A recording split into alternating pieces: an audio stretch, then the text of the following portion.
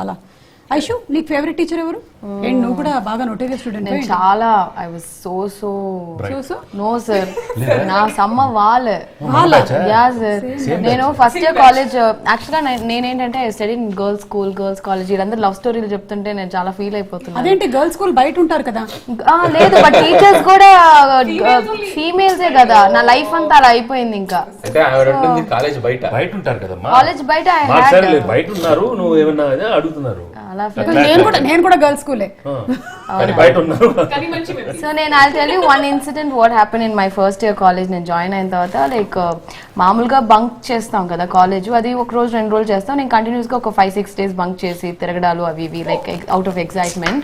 So excitement అంట 4-5-6 రోజులంట. చాలా genuine గా చెప్తుంది. అప్పుడప్పుడు బంక్ చేస్తుంటాం కదా అని చాలా సిన్సియర్ గా చెప్తుంది. సో లైక్ మా కాలేజ్ ఏంటంటే ఎത്ര చెప్పచ్చు, no problem, they also know now.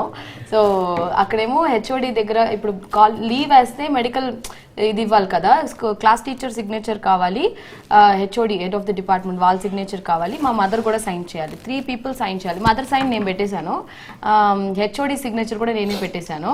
ఇప్పుడు మా క్లాస్ టీచర్ సిగ్నేచర్ నేను పెట్టాలి. It's a very very tricky one. She was so strict, olive ma'am అని చెప్పేసి. ఇప్పుడు వీడు వేరే ఉన్నారు, బ్యాడ్ ఎగ్జాంపుల్. ప్లీజ్ రా, దండం పెడుతున్నాను.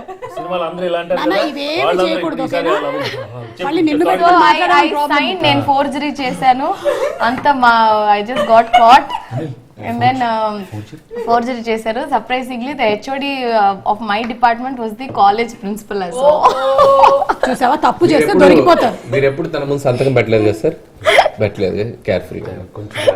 నేను సంతకాలు బాగా ఫోర్జరీ చేస్తాను యాక్చువల్ గా.